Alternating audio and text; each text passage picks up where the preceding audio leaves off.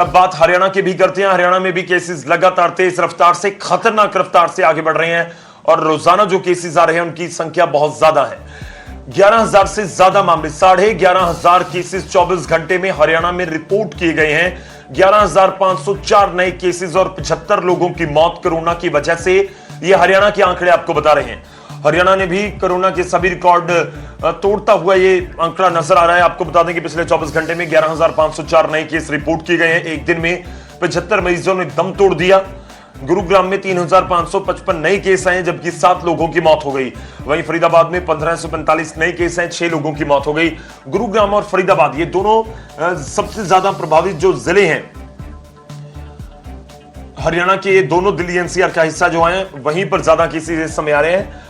तो 11,504 नए cases report किए गए।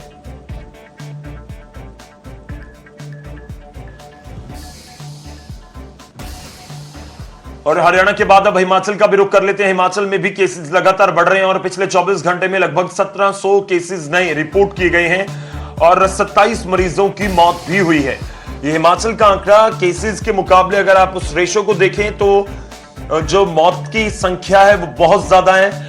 हिमाचल में भी तेजी से कोरोना के मरीज बढ़ रहे हैं। 24 घंटे में 1692 नए केस और एक दिन में 27 मरीजों ने दम तोड़ दिया है। हिमाचल के 4 जिलों में नाइट कर्फ्यू है। उनमें कांगड़ा, ऊना, सिरमौर और सोलन है, जिसमें नाइट कर्फ्यू है। रात 10 बजे से सुबह 5 बजे तक ये नाइट कर्फ्यू हिमाचल में लगाया गया है, हिमाचल की सरकार की तरफ से लगाया गया है। तो केसेस बढ़ रहे हैं हिमाचल में भी, और हिमाचल की तरह पूरे देश में जिस तरह से मामले आ रहे हैं, 3.5 लाख केसेस सामने आ रहे हैं।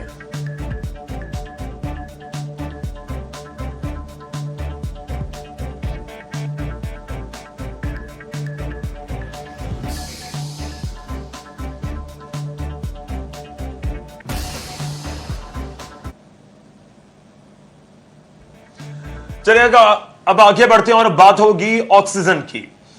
देश में कोरोना के मामले लगातार बढ़ रहे हैं और इस बीच अस्पतालों की तरफ लोग रुख कर रहे हैं जिनको दिक्कत है। और अस्पतालों का जिक्र करें तो वहां पर बेड भर चुके हैं, अस्पताल भी अपने हाथ खड़े कर रहे हैं और ऑक्सीजन की किल्लत इस समय एक बड़ी समस्या बनी हुई है। रोहतक से खबर देखिए।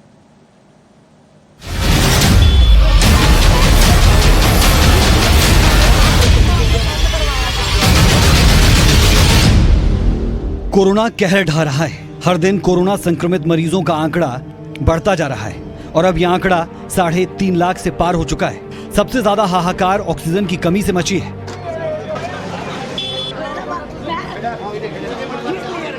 अस्पताल मरीजों से फुल है, लेकिन हालात ऐसे हो गए हैं कि अब अस्पतालों में भी हाथ खड़े कर दिए गए हैं। अस्पतालों में ना तो ऑक्सीजन बची है, ना ही मरीजों के लिए जगह। नतीजा, मरीजों की सांसें टूट रही है।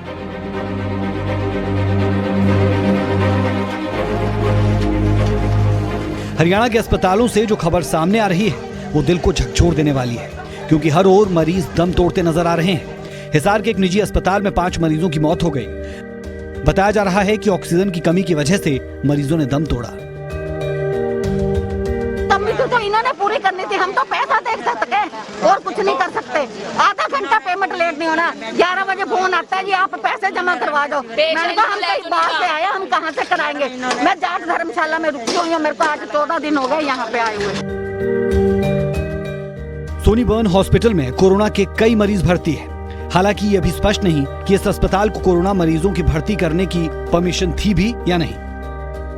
लोगों ने अस्पताल पर मरीजों को लूटने और उनकी जान से खिलवाड़ करने का आरोप लगाया, लेकिन इस मामले में अस्पताल प्रबंधन चुप्पी साधे बैठा है। हालांकि पुलिस का कहना है कि मौत कैसे हुई ये तो जांच का विषय है।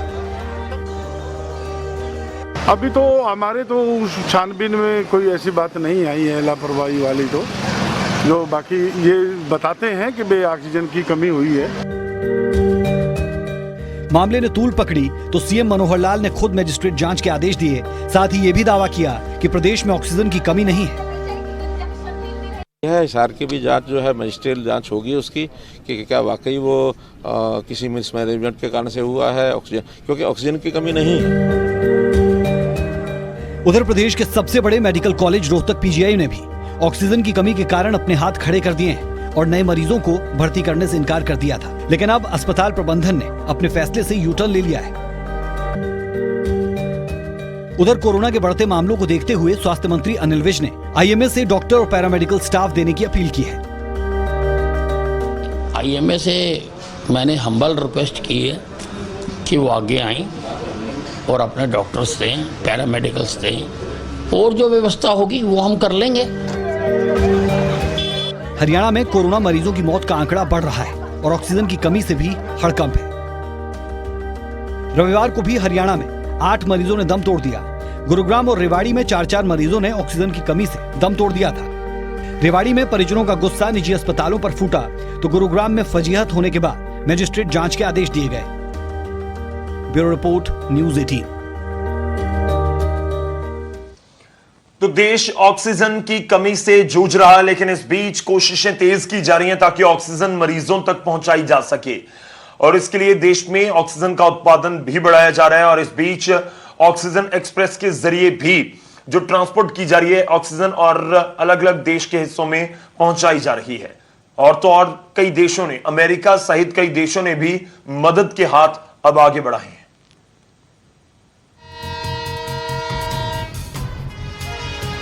उम्मीदों को रफ्तार दे रही ये ट्रेन, ऑक्सीजन की भरमार करेगी ये ट्रेन।